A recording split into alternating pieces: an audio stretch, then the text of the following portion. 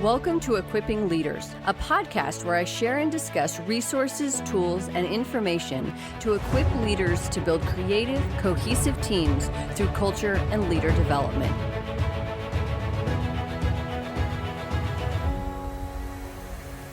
Welcome to the Equipping Leaders podcast. I'm your host, Natasha, and today I am sharing a conversation with Executive Coach Dwayne Dwyer on optimism. This is part of the Eisenhower character study, and last week I discussed optimism and the role that it played in Eisenhower's leadership journey. Today, Dwayne and I's conversation is focused on what optimism looks like for today's leaders. Good evening, Dwayne. I'm so excited to have you back. Could you introduce yourself and please tell us your style of leadership? Good evening. My name is Dwayne Dwyer. I am the owner and manager of Innovative Consulting Solutions and Services. And when it comes down to my style of leadership, I kind of look at it from a different perspective. So my style of leadership is inclusive to such a degree that, I have a desire for everyone to have a voice. I don't believe in the dictatorship style of leadership, but I believe in the dissemination of information to such a degree that everybody understands what's going on, but I also invite them back so that I can have a good understanding of whether or not what I want to do actually work. Can we do it? And do you have a better way of doing it? I think that's the best way, because as a leader, I don't ever believe that I'm the smartest person in the room. There's so many other people who are smarter than me. And so I think a leader has to be honest. I think a leader has to be trustworthy. And I also think a leader has to have a very keen sense of just being able to listen. I really appreciate that part where you said that everybody has a voice, because I think that sometimes people get to these positions of leadership and they experience my biggest fear, which is that people won't come to them with good ideas or with the most current or relevant information. It's too filtered by the time it gets to them. But I think when you can create that inclusive environment, which takes a lot of effort, we think, yeah, of course, we want to hear from everybody. Right. No, I promise, like your tone, your body language, there are so many things that say that you don't, that you're not even aware of.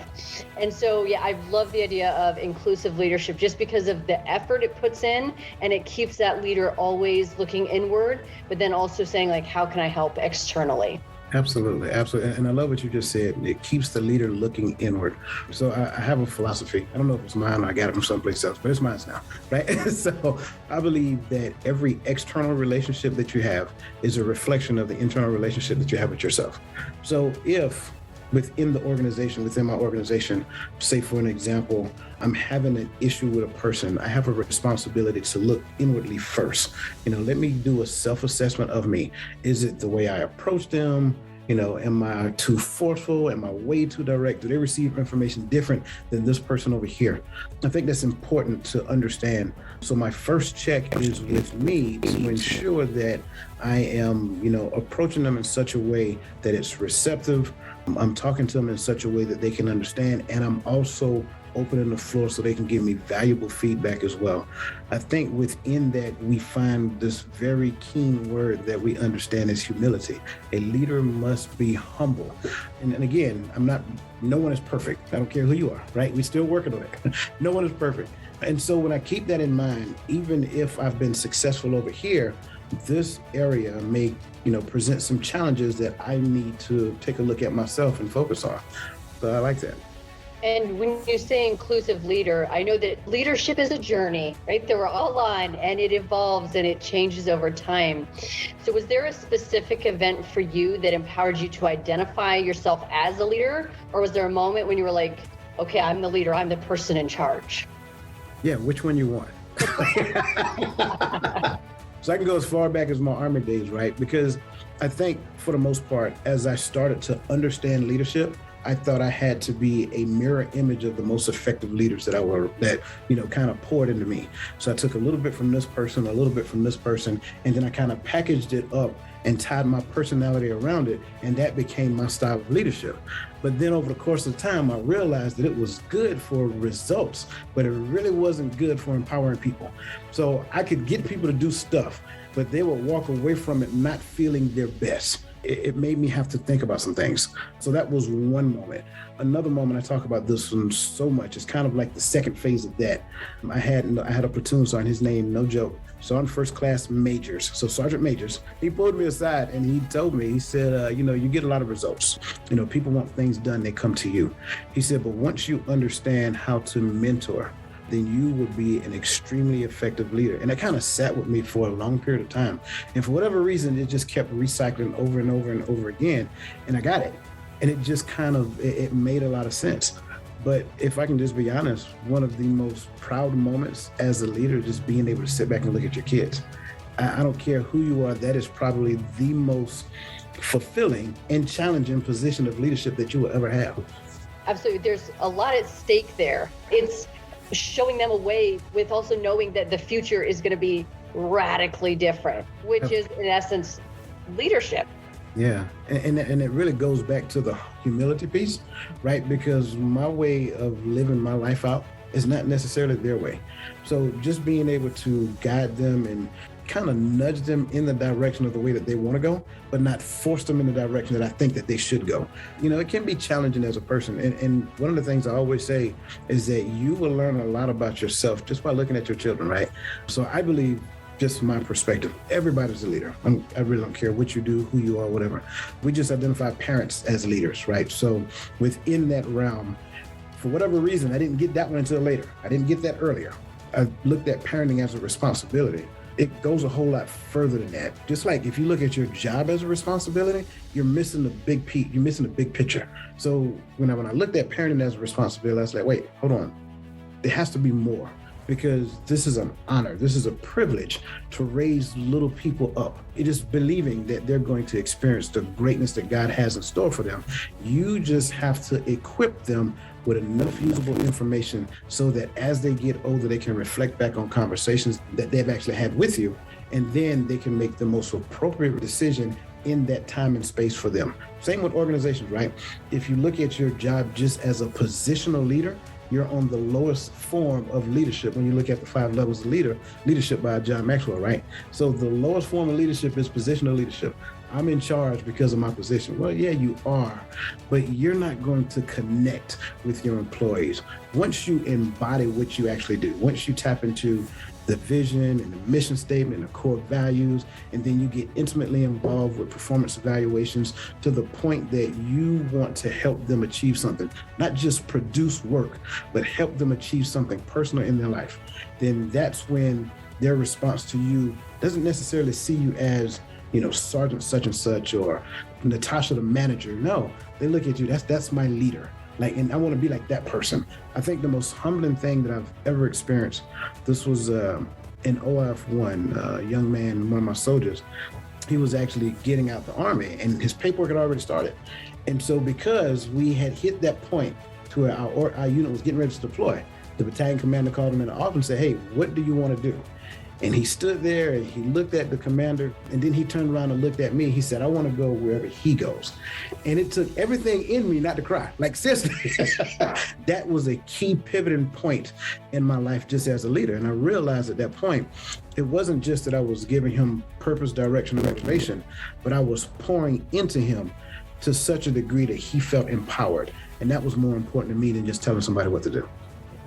So there were 2 main things that I loved, besides loving all of it, but 2 main points. That when you were talking about that moment when you kind of realized that getting results is one thing, and that's great. And we can get results, and we can get results by force, right? So not necessarily, well, it's not the best way. It's not a good way at all, but it can be done. But I really appreciate that because I think that when I look at my leadership arc, the story of how I became the leader I am today, I definitely know there was a point when I realized that, oh yeah, this results-driven thing doesn't work. And so these conversations where it's just this conversation of this is what needs to happen, to really reframe that to be like the conversation is the relationship, and how am I making that more robust in these interactions so that they know I care? How am I building this relationship? How am I building up this person? And I really love this story about the person who was like, I want to go where he goes. Because when I think of parenting, of which I'm not a parent, But when I think of the concept of parenting, but then also the concept of leadership, especially with young leaders, there are ways that we have to empower them and ways that we have to pour into them, especially when they're young or they're new to something, that helps build them up later. So you mentioned my favorite word, by the way. You mentioned the word love. So it's my favorite word simply because there are so many definitions that when you talk, like if I line 10 people up, 10 people are going to give me 10 different perspectives of what they believe love really is. It kind of goes back to my point that every external relationship is a reflection of the internal relationship that I have with myself. So whatever I was shown growing up, that influences what I believe love to be. Let's just say, hypothetically speaking, if I came from a family that believed in hard charging, stern, strict by the rules, then I will become that person who believes in that as well. If I came from a family that just nurtures and tell me everything's going to be okay, regardless of what's going on, it's going to be fine, then that's what I literally portray love to be as I get older. I think it's incorporated within the spectrum of all of that. So it incorporates old saying, without structure, there's chaos. There has to be structure within the foundation of it, but then there's the nurturing aspect that goes along with it. So it doesn't exclude anything, right? So we have to understand that within that spectrum, there is correction, but there's also uplifting. There is nurturing, but there's also chastisement. And when we view it that, Natasha is telling me that I messed up because she actually cares about me, as opposed to Natasha is telling me that I messed up because she don't like me, then that's a different thing. So do I view life through the lens of the victor or the victim? And I think that helps us to better define love and portray it when it comes down to everyone else.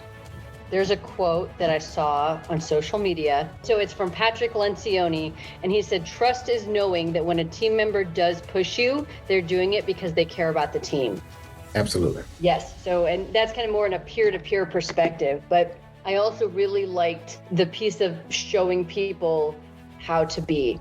I was having a conversation the other day with somebody, and he was like, "Why do I have to tell them that they need to meet with people face to face?" And I was like, well, because you do, right. But also maybe no one did that for them, or right. Maybe no one told them that before. So when we go in, there are these things that we're like, oh, I always hate that saying where they're like, common sense isn't common. It's like, no, you were just told things in a way because people were looking out for you in a certain way. So that, of course, that seems like common sense to you. But some people were not told that. We're not shown that in any way. So it helps to tell people, and if they already know, great reminder. But otherwise, when we are reminding people or telling them things, to not assume that it's been shown before. Absolutely. And I like what you said, like you hate the term common sense isn't common. Even though in some senses we can actually understand that. I have a term that I don't like as well, and it's subject matter expert. I think it's used too loosely, number one, because I don't care what it is that we're good at, there's room to grow. Even within the span of, let's just say my job per se, I may be good at my job. I may have done my job for the last 15, 20 years. I may receive all types of accolades. But one of the things I have to understand that even within the span of my quote unquote greatness, I can still do better. And so when we understand that, the term subject matter expert can be misleading, although you can be a subject matter expert to someone else. But then when we use the term subject matter expert, who are we comparing it to? Because I promise you, within the scope of the job, there's always someone who's better. But that kind of leads me down the concept of growth.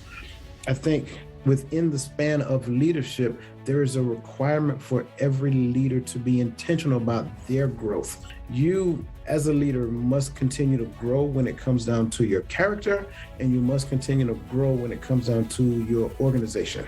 I think that's key. Because if we miss the mark, especially when it comes down to that growth, then we don't necessarily understand where we fit in the realm of what we tend to call social responsibility. Social responsibility, and don't want to insult anybody's intelligence. So within the business spectrum, social responsibility incorporates what an organization does for the environment, the community. This is where, case in point, McDonald's has the Ronald McDonald House. That's kind of like the way that they give back to the community so that they're relevant and show that they actually have hope in humanity, which again is what leadership is all about, providing that hope. So when we grow with the intention of growing other people. In our lower sense of awareness, I view my growth as all about me. So once I learned that I can grow, once I discover that, oh, this growth thing is great. Let me chart my course to greatness. That sounds great in the beginning until I reach a higher sense of awareness. And then I change that. Well, let me chart my growth. Let me chart my course to the point where I can help other people be the best that they can possibly be. Not what I want them to be, but what God intended them to be. And I think a lot of times young or inexperienced leaders will try to aim people at certain things with good intentions. But then when people get to this place where they almost feel like they're on a track that they can't get off of because they're going to disappoint somebody, or they have to get to this thing whether they want it or not, it's always so interesting to watch those individuals struggle because they're well-intentioned and the people guiding them are well-intentioned. But when people can't really be in that own authentic place, I think those are the ones who I see also really struggle with growth. Because then for them, it becomes very like transactional. Like, I need to know this to get here or to get here or to get here. Like, where's your heart? Where does that want to be? So let's go there. Yeah, absolutely. I love the fact that you said transactional, by the way, because in the beginning, that's really how we look at it. We look at it as though it's a job that to where if I accomplish this task, it'll move me here. If I accomplish this task, it'll move me here. Well, when I'm quote unquote trying to help somebody, if I help them accomplish this task, it'll move them here. Right? Same concept. But growth isn't transactional, it's transformational. Growth literally transformed the person into, like you said previously, a new being, to where they're thinking, feeling, and choosing in the moment at a higher place to where they were. They're not handicapped by their emotions, but they understand how to manage their emotions and harness them in such a way to where I don't use it as a weapon against you, but I use it as an indicator that says, hey, I didn't harmonize with what Natasha just said. Let me talk to her, not yell at her. Let me talk to her so that we can come to a point of understanding. Because maybe you didn't know that what you said offended me. And if I never have that conversation with you, now I'm thinking bad about you. I think that you don't like me, all types of other stuff that downward spiral tends to happen, right? But I love that. I love that. Yes. And this actually fits in perfectly with our topic today, which is optimism. In your experience, how do you define optimism? Great question. So I define optimism really with just two words: hope and confidence. We can look at the term optimistic just being looking at the positive side of something. But when we take that and tie it to the leader, a leader is supposed to instill hope in their organization.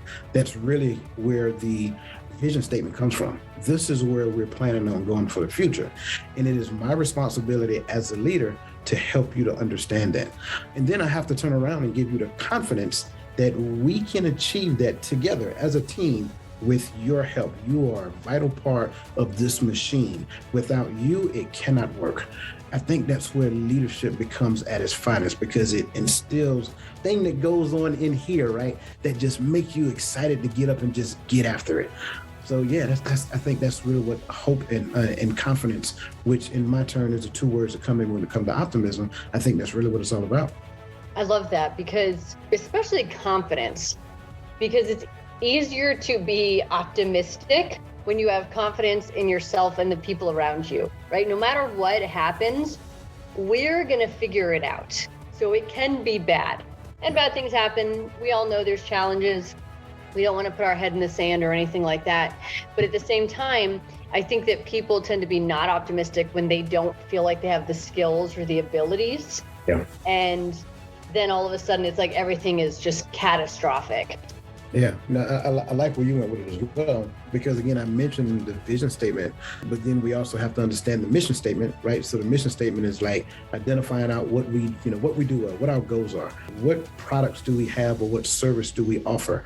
And then when you look at it, like, okay, so who are we trying to influence? What customers, or what's the market look like? And where are we going to do it at?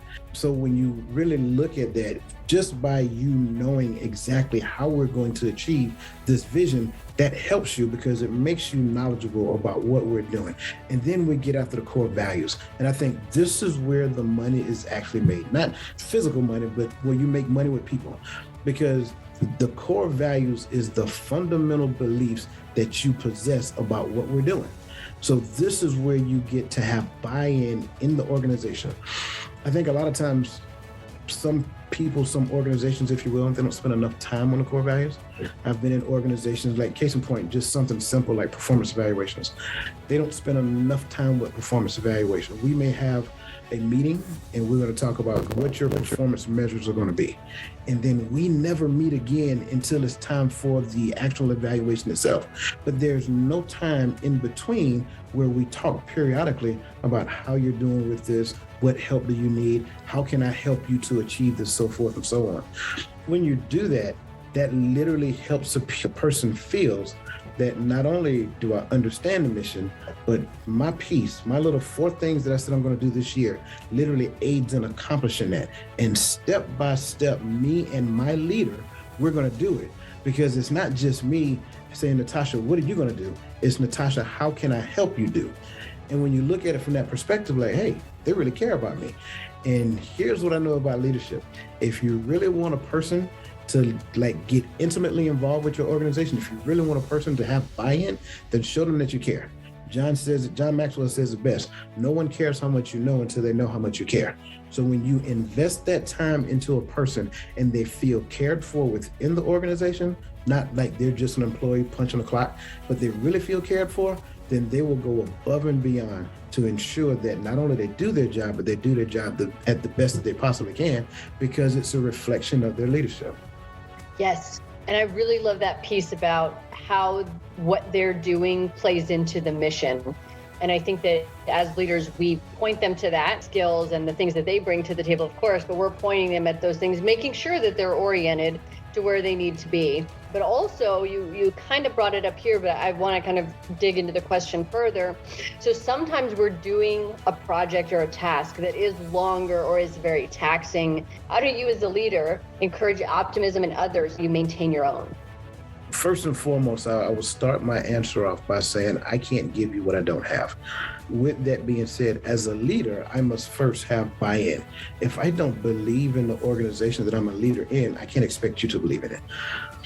When I have buy-in to the organization, then now I am going to embody the mindset of my leaders, the organizational leaders. So when I speak, I'm speaking in confidence, knowing that the things that I'm sharing with every person in this organization is literally the voice that the leader is speaking from. So I'm thinking like them, and say, not necessarily thinking for them, but I'm thinking like them, because we have one central thing that we're focused on: the vision, the mission, the core values. Times will come about where adversity sets in. Adversity is one of those things that we must embrace. But I have to help us to understand that adversity only shows up for a moment. Within the realm of adversity is the necessary level of growth that we need to achieve the level of greatness that is available. And I have to use that term strictly. That is available, because I'm sure you know that there are some people who meet adversity like, nope, that's my comfort zone, I'm going back. You see what I'm saying? So when we hit that point, I need to be able to speak specifically to the organization, like the group as a whole, but then I need to find subordinate leaders as well. Because if you don't necessarily believe that there are people within your organization to where other people follow, you're missing it. So I need to be consciously aware that my subordinate leaders are influential. And then I bring them in and have a conversation with them. Help them to believe, I understand times are hard right now, but just understand the overall mission. What you're doing is of value. And I don't want you to believe that your hard work, time, energy, and efforts goes without being sand. So I got to give them some type of reward, right? Give them something to feel good about as well. So within all of that, the conversation that you have with them, empowering subordinate leaders, spending time with them, and I can't get away from this, getting to know them on a personal level. Again, adversity doesn't sting so hard when I know that people care about my best interests. You have to give something. You can't just take constantly as a leader. You have to give as well. We can look at the blueprint, but the blueprint does not incorporate the personalities. So the personalities, knowing your people, help you to understand how can I deviate from the blueprint to actually help them be their best. When you were talking about the adversity piece, it did remind me of, there's this personality online who calls himself Your World Within, but he has a quote where he says, adversity shapes the path we need most in our lives. Like you said, some people get to that point and they're like, no, no further, and they turn back around. Yeah. But those relationships that you build, sometimes it is with the support or the encouragement of others that also helps us go through those adverse times, oftentimes helps us go through those adverse times. Yeah. And I really loved what you said when you said subordinate leaders are influential, because I think that if more leaders felt that way and if more leaders could express that, I feel like that would have changed a lot of our perspectives on how we interacted at a much lower place in a hierarchy. Our intention is not to talk specifically about Dwight D. Eisenhower, but when you go back and study his lifestyle, right, like especially his military career, I think he was a major for like 18 years. Talk about adversity and having to go through different type of voices in his head, and he's human, right? He was human. So let's be honest. There has to have been a point in his military career where he didn't feel like he was good enough. So is that going to be your narrative, or is that goal that you have in mind going to be your narrative? And it goes back to what you're saying, right? You know, we have to understand that number one, adversity is necessary, but how you handle adversity is really the key. And we just have to, again, be optimistic in the midst of adversity so that we can keep our eyes fixed on the hope that it lays before you. I love that you brought up Dwight Eisenhower, because I could talk about Dwight Eisenhower for days. So he was Supreme Allied Commander, obviously, in World War II in the 1940s, but he graduated from West Point in 1915. So through most of that time, he honestly rarely got the assignments that he wanted. Yeah. And he did a lot of admin stuff because he was so good at it, and people would not let him leave. Yeah. And when I think about that, it was a different time, yes, but also he was a guy who wanted to go to war. You know, he wasn't like Patton style leader, but at the same time, he did have that desire to physically lead troops in combat, which he did not get an opportunity to do until, when you think about it, it's insane. He was the Supreme Allied Commander. Right. So yeah, if he had not maintained that hope in what he was doing in the military, he had great leaders around him, George Marshall, Fox Connor.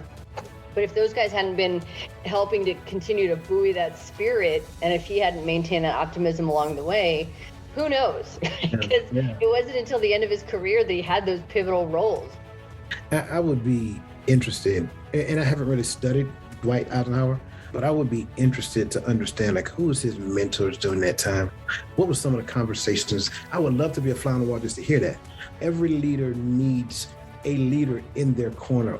Whatever you give out, you need to be getting it from someplace else as well. So if I am a leader, then I need to have a leader that I can go to and sit down and just have a conversation with. You have to understand that people will actually pull from you. I know that you've experienced it as a coach. Like, you can literally come out of coaching sessions and be exhausted. And that's not a bad thing, because I find joy in just being able to help. Like, the helping industry to me is one of the most fulfilling things that you can ever possibly do. But it can also be one of the most exhausting things that you can ever possibly do outside of physical labor. So there has to be a person that you can go to and sit down and talk to and vent. You can give so much. In most cases, it's a necessary thing, but you also have to be able to go someplace to get replenished as well.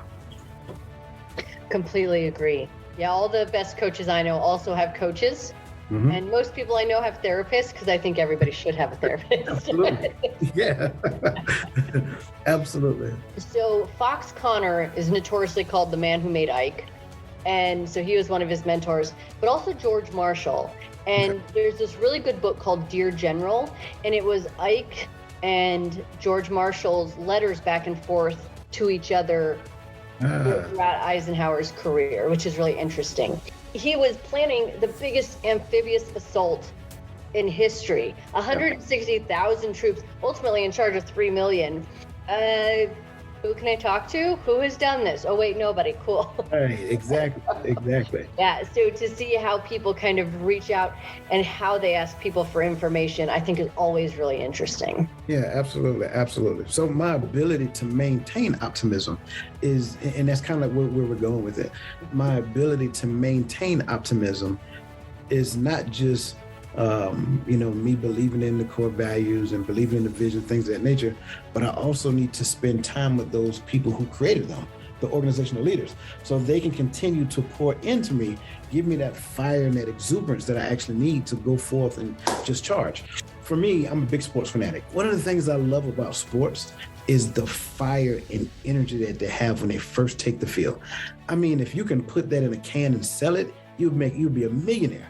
I think that is really what happens when you literally go in with the organizational leaders, sit down in a meeting, and they start talking to you about the intricacies of their vision.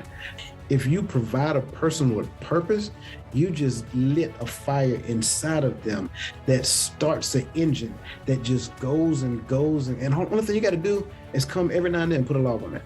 That's it. Just go and put a log on it every now and then. And they would just keep going. Why? Because they have purpose. But find a person in that organization that does not have purpose, they're leaving in about 6 months because they have no self-worth in that organization. And I believe when it comes down to hope, that's what leaders do. They light that fire within the belly of a person that just keeps them going. And I love that concept of also someone believing in you and your ability to contribute to this. And you've experienced on several occasions, even before you joined the military, right? Like, let's go back to where you first learned how to ride a bike. I think for me, I think that is kind of like the clearest understanding of how leadership works, because you seen like one of your friends ride a bike, like, hey, that's cool, I want to do that. And somebody said, okay, you want to ride a bike, Natasha? I'll go buy you a bike. So we go buy a bike and like, cool, I have this bike. I want to do like them, but I don't know how to ride it yet. So your dad, your mom, whoever, they literally held the space for you, believing in your own abilities. And then they had to help you believe in your own abilities to get there. Now, it was more than just, get on the bike and just pedal off into the sunset, right? It was you getting on the bike, them holding the bike up, you building the muscle density in your legs, understanding how to steer. But somebody held the space for you, right? They believed enough in you, knowing that you had some abilities that you have not yet realized. And then eventually you got to the point where they turned loose and you started going. And then when you realized that they had turned loose, what'd you do? Then you fell. That's really what everybody's done it. Everybody's done it. And then, a couple of bumps, you became a pro at riding a bike. I think that is literally what the progression of life looks like. Even when we start looking at those things, like I was just having a talk with a friend of mine today, I said, there are certain things that you can become extremely intelligent about. You just have to remove the mental blocks that you have that says, I can't do that. Like, I've never played the piano in my life, but I know in my mind, if I set my mind to it, go get a piano teacher and then somebody to coach me, I can literally play the piano. I believe that. But here's the best part about it. I believe it for everybody else as well. And so when I encounter people who say I can't, I don't resonate with that, because I don't believe that there's anything that you can't do outside of jumping off the building and taking flight. You can do whatever it is that you want to do. And the leader is the person that holds the space for that person to actually do that. You want to achieve a significant position in this organization, you can do that. So how are we going to do it? How do you think that we're going to do it? Let's talk about that. And that's the value of leaders. That's where leaders hold that ultimate hope. So outside of inspiring people, empowering people, what do you think some of the other benefits of optimism are? For me, I don't think there is any benefit more important than seeing another person achieve their goal. There is something that happens inside of me I can't describe, I can't put a finger on. Like, once I see a person achieve something, especially in a coaching session, right? When they achieve that thing they wanted to achieve, I have a degree of excitement for them that I can't even, I really want to celebrate. Just knowing that it's possible, that's the other piece. Because you just taught that person something, and it wasn't just stuck in the realm of that thing that they wanted, but it's so much broader than that. The realm of possibilities are available if I actually believe in it. So the other side of personal achievement for someone else is the belief system that is created that leaders help people to achieve. I think that is one of the biggest benefits of it, because you know just as well as I know that we all have some sort of limiting belief system. Like, there's something that we have that says, I can't, I don't believe, or whatever the case may be. I just don't think, right? But that is based upon something else. When we actually help people to understand something bigger, then being able to actually help them and grow through it, for me, that is one of the most fulfilling things, just not only seeing them to achieve it, but actually helping them to understand that possible is available. They did a documentary on Barack Obama's called In Pursuit of the Perfect Union. And so I looked at it. I thought it was great. So I decided to go and look at his campaign trail, which they did a documentary on that as well. I don't believe that his campaign is that much drastically different than anybody else, because I believe all presidential candidates, their campaign is focused on one word: hope. What do the people want? Let me instill hope in them so that we can create a connection and they understand that I am for them. So again, going back to, once they know how much you care, then they want to know how much you know, right? So we instill care through the power of hope first. Then I tell them how I'm gonna do it. And so when we understand that, just that within its finest sense, I believe that there are so many benefits that come from that. But the overarching benefit is the realm of possibility. Under the realm of possibility is anything you can imagine, anything. But you have to believe that it's possible first. And that's what hope allows us to do. And that, combined with what you were saying about riding a bike, we build it in pieces, that like people believing in us a little by little, and then until, the training wheels are off and we're out there on our own, sometimes falling, sometimes we go too fast, take a corner, it's crazy. Yeah.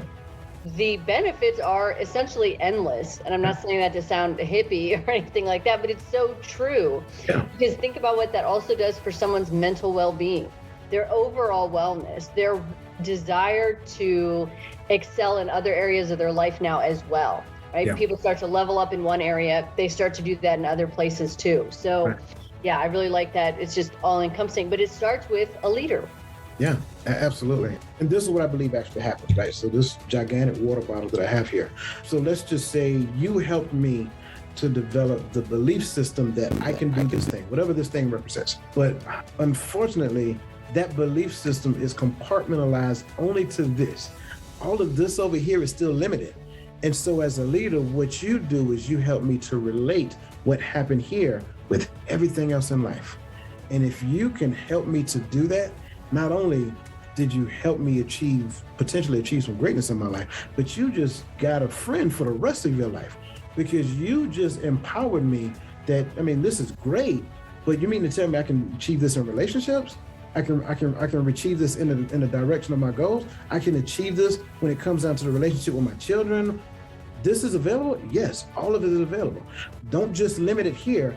Look at what we did. Look at what you learned. That's the key. Look at what you learned here and apply that learning across the spectrum. That's where the value of leadership comes in. If we can just, and leaders have to do it as well.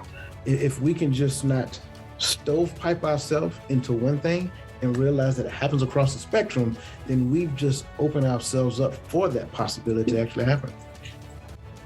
Yes, it reminds me too of a time when I was teaching this coaching course, and one of the people in the class during the break, he goes, I really wish I knew this stuff before I got married.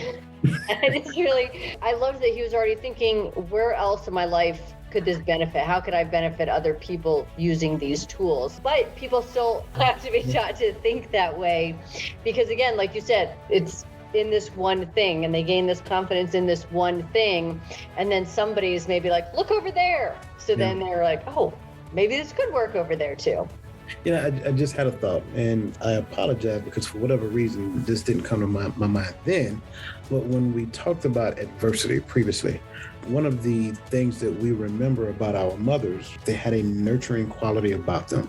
And so whenever we hit adversity as a child, we can go to them and they would nurture us. So there was a degree of nurturing that helped me to understand that everything's going to be okay. It's not the worst thing that ever happened to you. In fact, it happens to everybody.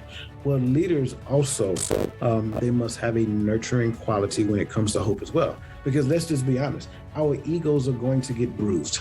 That's okay, right? It is okay. It is nothing uncommon to man. So when you understand that, a leader helps us to understand. So, we didn't necessarily achieve our objective this quarter, and that's okay. It's not that you did not give your best efforts, but here's what I want us to do. I want us to take a step back and take a look at where we can actually improve in certain things. I want your feedback, right? So now nurturing took place, now bringing you to the table now, because we may have gotten it wrong. but you're actually a part of the process. So you help us to be better. So nurture and then make them a part of the solution. Nurturing when it comes down to hope is important because we're not going to always get it right 100% of the time the first time. It may take about 2, 3, 4, 5 attempts, but that 6th attempt is just as rewarding and fulfilling as if we did it the first time. And I really appreciate too with that piece of when you have a leader who can nurture through things, I think that's what also really teaches people how to shut down a behavior and not a person. Right. So I think people who don't have that kind of guidance and that kind of like mentorship and those kinds of leaders along the way, they tend to just Retired General Mark Stammer said this the other day. It's my favorite thing to say now, but he said, you can make a point without making a kill. And I really loved that because it's like, yeah, I don't need a person who's now shut down, views me as the enemy. Let's talk about this behavior and what we need to do to work through that. Good, bad, or indifferent, it just didn't work in this situation. I like what you said, but I also think that's a shared thing as well. I'm speaking this from experience.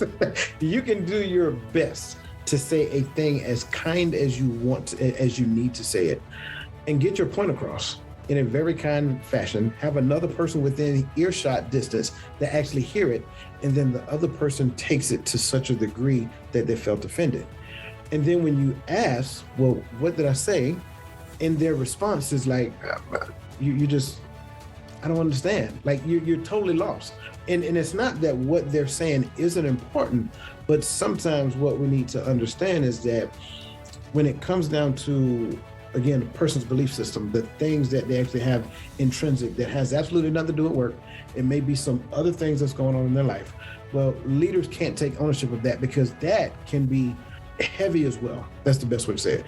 That can actually be heavy because I know for a fact that I did it. I've done it. I've literally left work one day and I've recycled in my head a conversation that I had with an employee because she was offended.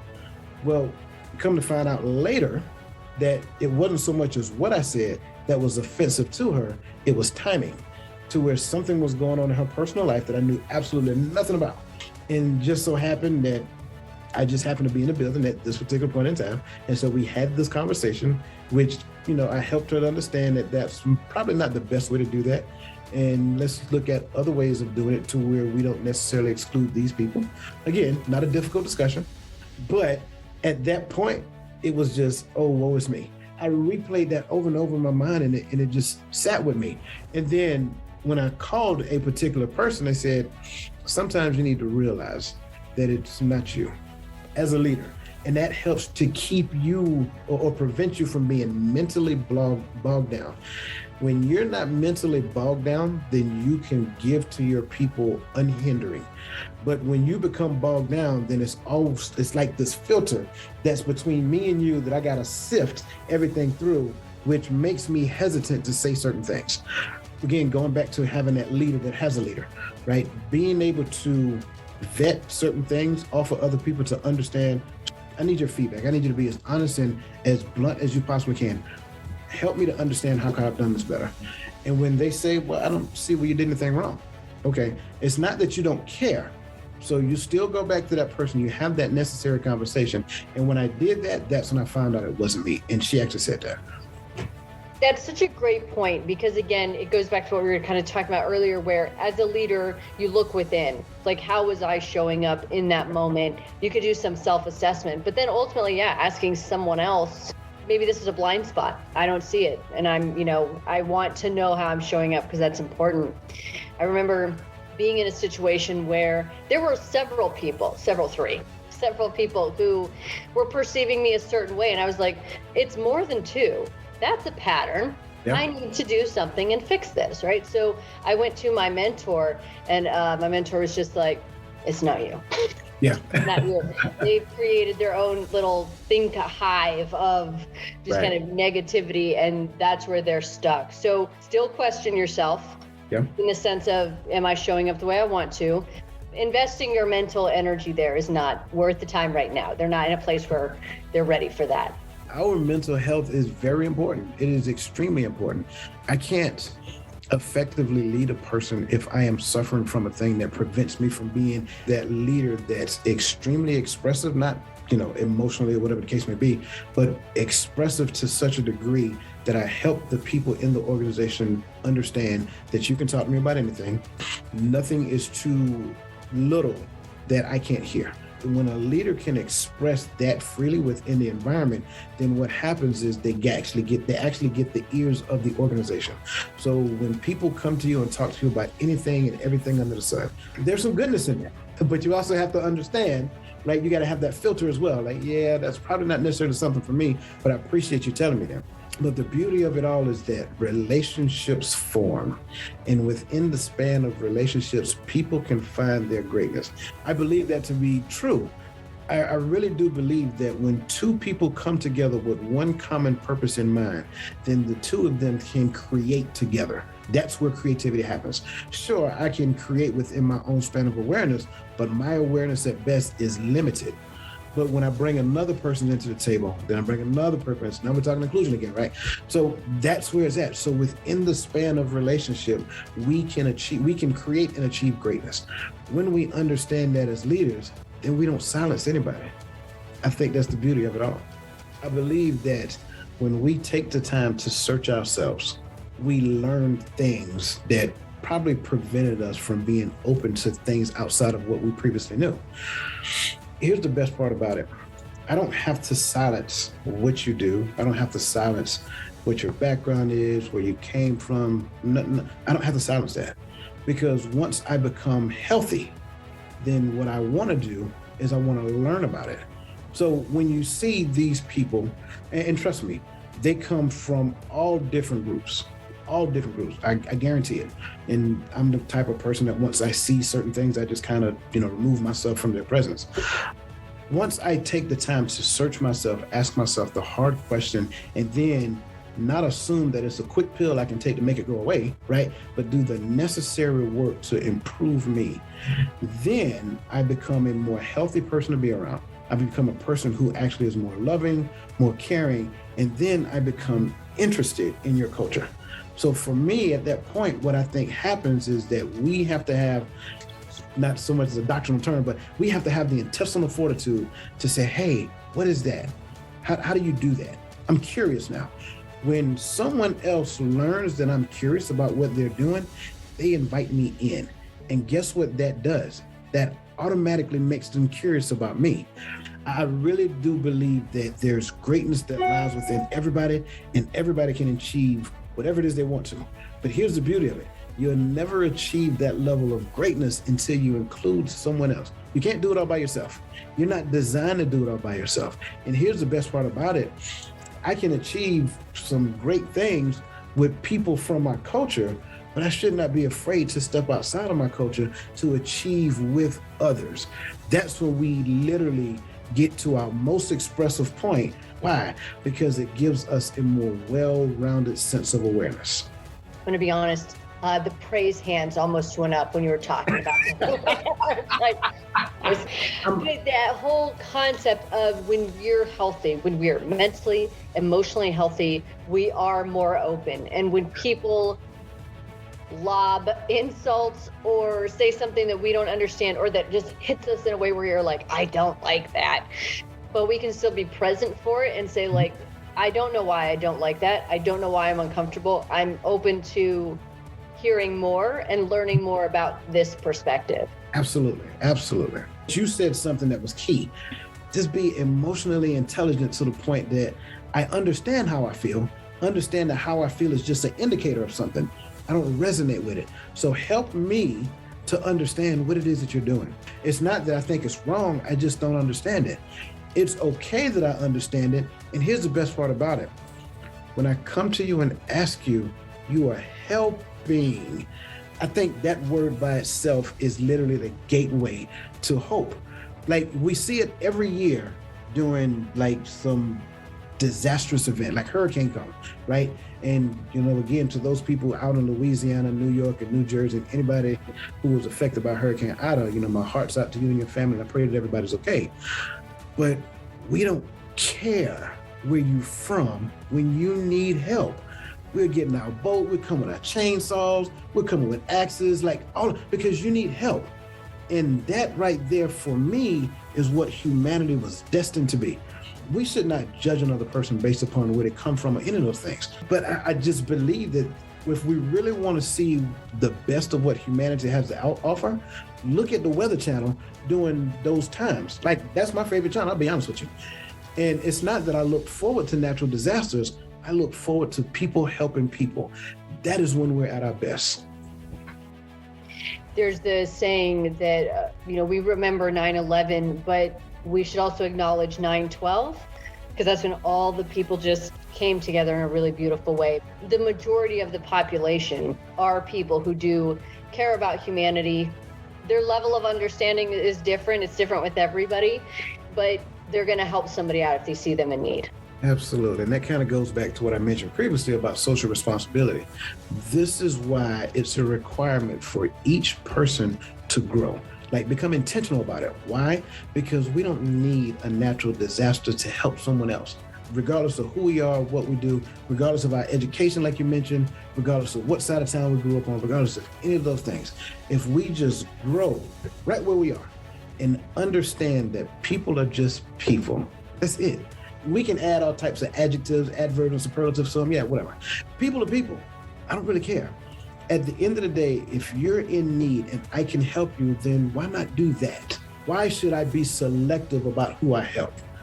For me, I really do believe, I believe in the greatness in humanity, because I think that's where collectively we're at our best. So I think once we suppress our own perspective of what love is, our limiting perspective of what love is, and go to a more broader, holistic, healthy perspective of love, then that helps us to incorporate everybody in.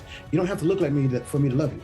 You don't have to come from the same side of town for me to love you. If you are literally a creature on this earth, I have the capacity to love you. Now, the only thing that prevents that capacity is will. Can I suppress my will? People are people. And at the core of it all, we were put here to literally serve each other. And when we get that, then it's not about me. And I really like too what you said about, even if someone thinks differently, has completely different views than you do, that we still care about them. Yeah. And it reminds me of something Michael Bernard Beckwith, he had said, it doesn't matter what you do or how wretched you act. You don't decide what's in my heart. You don't get to cut yourself out of my heart. I've decided what kind of a heart I have. And I really think that kind of stuff is really important. And I think that's such a powerful stance too, where it's like, it doesn't matter how you show up.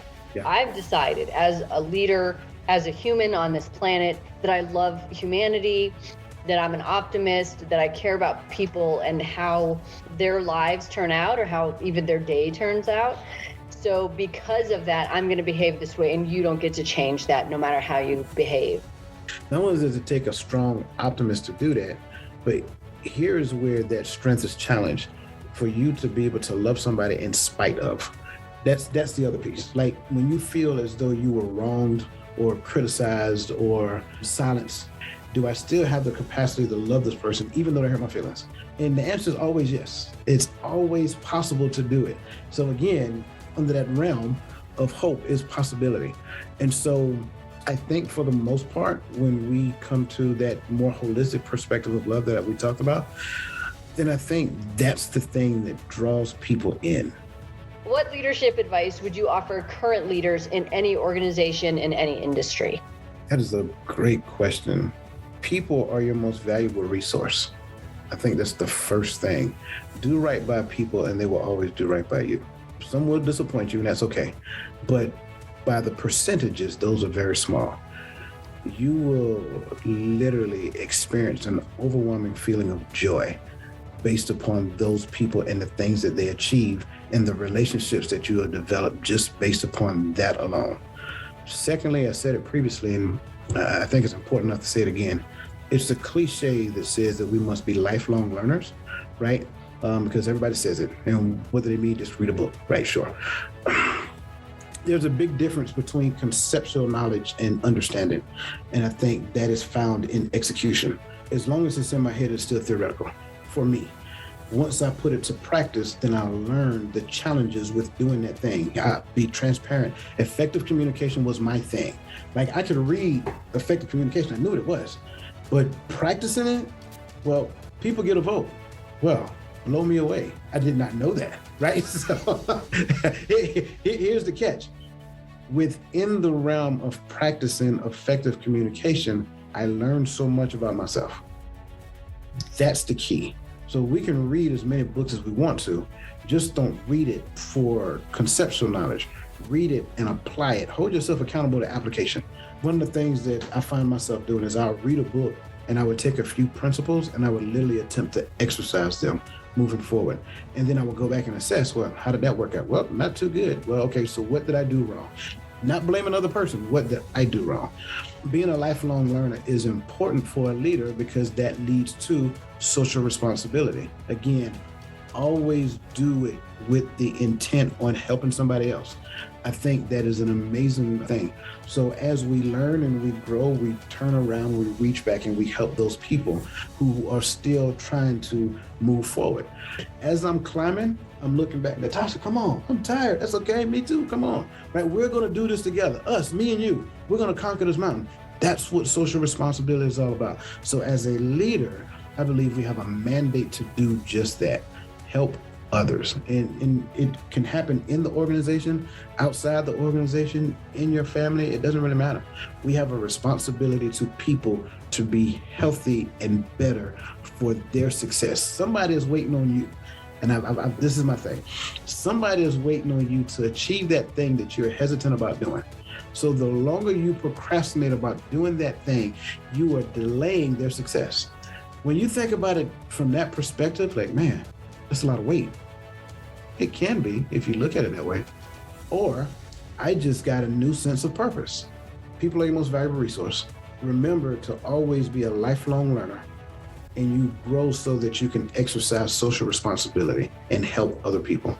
Is there a leader that you have found to be valuable in your leadership journey? You know, it's kind of hard not to say John Maxwell at first, just simply because I just think John Maxwell and everything he talks about, he's an awesome personality. He's an awesome teacher. He's an awesome speaker, awesome family guy. But what I like about John is that everything he talks about is based upon one thing. And that one thing is very important in my life, and that's the Bible. That's just personal for me. It's hard not to say John, but he's not the only person, obviously. He is the person that's most tangible because I can go and put my hands on John, at least every 6 months. There were great qualities in Barack Obama. Sure, we can say he did some things that wasn't, sure, we said about every last one of them, just being honest. But there were a lot of great qualities in it. And I think that at the core of it all, he had a heart for the people. Bill Clinton, sure, he did some bad things. What I liked about him is that he was a people person, right? Just like Barack Obama, they were people. Like, you loved talking to them. You loved seeing them out in public, running, doing all these other, playing basketball. I think that's what leaders do. Leaders show that they're human. And when you have this perspective, I'm the leader, people can't relate to that. If you live in this bubble to where you do things so drastically different than the rest of humanity, they can't relate to you. So I believe the most effective leaders are the leaders who can relate to people. Do you have a specific book or resource that you would recommend? So right now I am studying, because I read it already, I'm studying it now. So it's called Experiencing God by Blackaby. The next one is Limitless by Jim Quick. So I don't want to read this, I want to study it. I get more value out of books when I study them. So if people want to reach out to you, how can they find you? I'm on Facebook, I'm on Instagram at innovative_consulting_services. I am on Twitter, Dwayne Dwyer 2. I'm very hard not to find. I have a very unique name, Dwyer, D-W-Y-E-R. Webpage is DwayneDwyer.com. I'm finishing up a study that I did on navigating the difficulties of life. And so I'm going to actually put that on my website as well to make it available to everybody. Thank you for listening to this episode of Equipping Leaders.